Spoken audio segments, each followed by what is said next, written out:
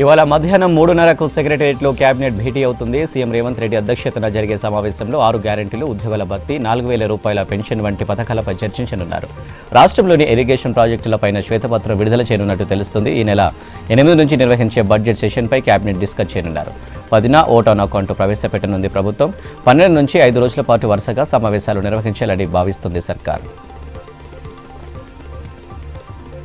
హైదరాబాద్ సెక్రటేరియట్లో ప్రముఖ ఆర్థికవేత్త, కేంద్ర ప్రణాళిక సంఘం మాజీ ఉపాధ్యక్షుడు మాంటేంగ్ సింగ్ అహూవాలియాతో భేటీ అయ్యారు CM Revanth Reddy. Deputy CM Bhatti విక్రమార్కతో కలిసి దేశ, రాష్ట్ర ఆర్థిక స్థితిగతులపై చర్చించారు. 10 ఏళ్లలో భారీగా పెరిగిన అప్పులు, వాటి ప్రభావం, కాంగ్రెస్ హయాంలో దేశంలో అనుసరించిన ఆర్థిక సంస్కరణలపై డిస్కస్ చేశారు. ప్రజల అవసరాలకు సరిపడేలా అధునాతన సౌకర్యాలతో 13 ఎకరాల్లో హైదరాబాద్ కలెక్టరేట్ నిర్మిస్తామన్నారు రాష్ట్ర రోడ్లు, భవనాల శాఖ మంత్రి కోమటిరెడ్డి వెంకటరెడ్డి. సెక్రటేరియట్లో కలెక్టరేట్ నిర్మాణంపై రివ్యూ చేశారు. కలెక్టర్ అనుమతిపై కొత్త కలెక్టర్కు అనువైన స్థలాలపై ప్రెజెంటేషన్ ఇచ్చారు. ప్రస్తుత కలెక్టరేట్లో 7 విభాగాలు మాత్రమే ఉన్నాయని, మిగతా 39 విభాగాలు వివిధ ప్రాంతాల్లోని అద్దె భవనాల్లో కొనసాగుతున్నాయని వివరించారు. నగరానికి నడిబొడ్డున ఉన్న పాటిగడ్డ స్థలం కలెక్టరేట్కు అనుకూలంగా ఉంటుందన్నారు మంత్రి కోమటిరెడ్డి. ఇంద్రవెల్లి సభ సక్సెస్ చూసి బీఆర్ఎస్ నాయకులు ఓర్వలేక అక్కసు వెళ్లగక్కుతున్నారని ఫైర్ అయ్యారు మంత్రి సీతక్క. ప్రియాంక గాంధీని అడ్డుకుంటామంటున్న కవిత ఆమె కాలి గోటి కూడా సరిపోరని విమర్శించారు. ప్రజాప్రభుత్వాన్ని ఎందుకు కూల్చేస్తారని ప్రశ్నించారు. రైతు బంధు కింద మింగిన కోట్లాది రూపాయలు తేలుస్తామని, అసలైన రైతులకు సాయం చేస్తామన్నారు సీతక్క. డబుల్ బెడ్రూమ్లో ఇస్తామని గత పాలకులు ప్రజలను మోసం చేశారని విమర్శించారు మంత్రి పొంగులేటి శ్రీనివాసరెడ్డి. హైదరాబాద్లో మినిస్టర్ క్వార్టర్స్లో హౌసింగ్ కార్పొరేషన్ డైరీ క్యాలెండర్ను రిలీజ్ చేశారు మంత్రి.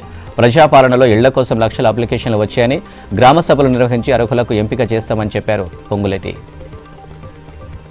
సర్వే అండ్ సెటిల్మెంట్ శాఖ, వక్ఫ్ బోర్డు, దేవాదాయ శాఖ అధికారులతో సమావేశం నిర్వహించింది ధరణి పోర్టల్ కమిటీ. ఇందులో పలు అంశాలపై చర్చించింది. ఖాస్రా పహానీ, సిసల పహానీ రికార్డుల నిర్వహణను ధరణి పోర్టల్లో అప్లోడ్ చేశారా అని అధికారులను ప్రశ్నించింది. భూభారతి కార్యక్రమంలో చేపట్టిన సర్వే మ్యాప్లకు, ధరణి పోర్టల్ సమాచారానికి తేడాలపై ఆరా తీసింది. మరోవైపు వక్ఫ్ బోర్డు కింద ఉన్న భూమి వివరాలను తెలుసుకుంది ధరణి కమిటీ. ఎంపీ టికెట్ల కోసం కాంగ్రెస్ పార్టీలో భారీ పోటీ నెలకొంది. 17 లోక్సభ నియోజకవర్గాలకు 306 దరఖాస్తులు వచ్చాయి. నిన్న ఒక్కరోజే 166 మంది ఆశావాహులు అప్లై చేసుకున్నారు. మహబూబాద్ టికెట్ కోసం ST cell chairman Bellaiah Nayak, Vijayabai, నల్గొండకు పటేల్ రమేష్ రెడ్డి, వరంగల్కు మోత్కుపల్లి నరసింహులు, పిడమర్తి రవి, కరీంనగర్కు రామ్యవరం దరఖాస్తు చేసుకున్నారు. ఖమ్మం టికెట్ కోసం రేణుకా చౌదరి, చేవెళ్ల ఎంపీ సీటు కోసం పారిజాత నరసింహారెడ్డి అప్లికేషన్ సబ్మిట్ చేశారు. పెద్దపల్లి ఎంపీ టికెట్ కోసం గాంధీభవన్లో అప్లికేషన్ ఇచ్చారు చెన్నూరు ఎమ్మెల్యే వివేక్ వెంకటస్వామి, తనయుడు వంశీకృష్ణ. మోసపూరిత హామీలతో కాంగ్రెస్ అధికారంలోకి వచ్చిందన్నారు బీఆర్ఎస్ వర్కింగ్ ప్రెసిడెంట్ కేటీఆర్. 100 రోజుల్లో ఇచ్చిన హామీలు అమలు చేయకుంటే పోరాటం చేస్తామని హెచ్చరించారు. సీఎం రేవంత్ రెడ్డి లంకెబిందెల గురించి మాట్లాడటంపై మండిపడ్డారు. ఫ్రీ బస్సు పథకం కారణంగా 16 మంది ఆటో డ్రైవర్లు ఆత్మహత్య చేసుకున్నారని తెలిపారు. కూకట్పల్లి నియోజకవర్గ బీఆర్ఎస్ కార్యకర్తల సమావేశానికి ముఖ్య అతిథిగా హాజరయ్యారు కేటీఆర్. 2047 వరకు దేశాన్ని వికసిత్ భారత్గా అభివృద్ధి చేయడమే మోదీ లక్ష్యమన్నారు కేంద్ర మంత్రి కిషన్ రెడ్డి. పార్లమెంటు ఎన్నికల్లో కాంగ్రెస్ గెలిచేది లేదని, రాహుల్ గాంధీ ప్రధాని అయ్యేది లేదన్నారు.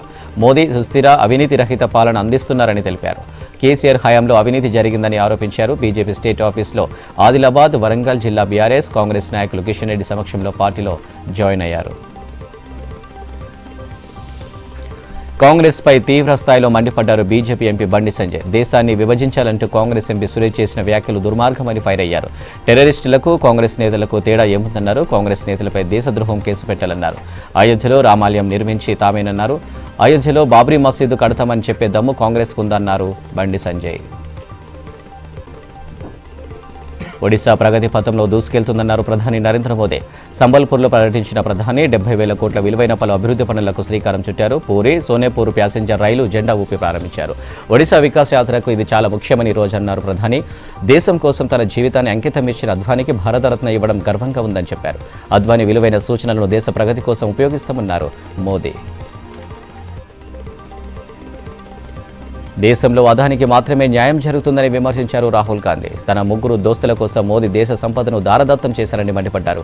విమర్శిస్తే ఐటీ, సిబిఐ, ఈడీ సంస్థలను ఉసిగొలుపుతున్నారని ఫైర్ అయ్యారు రాహుల్. జార్ఖండ్లో కొనసాగుతున్న భారత్ న్యాయ యాత్రకు ప్రజలు పెద్ద ఎత్తున తరలివచ్చారు. 5 ఏళ్లు కష్టపడి ఆర్బీలో సెలెక్ట్ అయితే అగ్నిపథ్ పథకంతో వాళ్లను మోసం చేశారన్నారు.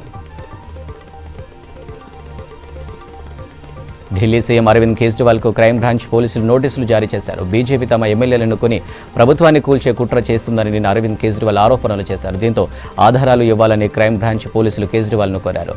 సీఎం కేజ్రీవాల్ ఇంటికి వెళ్లిన అధికారుల బృందం ముఖ్యమంత్రిని కలిసి నోటీసులు అందజేశారు. 2 రోజుల్లో తమ నోటీసులకు వివరణ ఇవ్వాలని అధికారులు కోరినట్లు తెలుస్తుంది.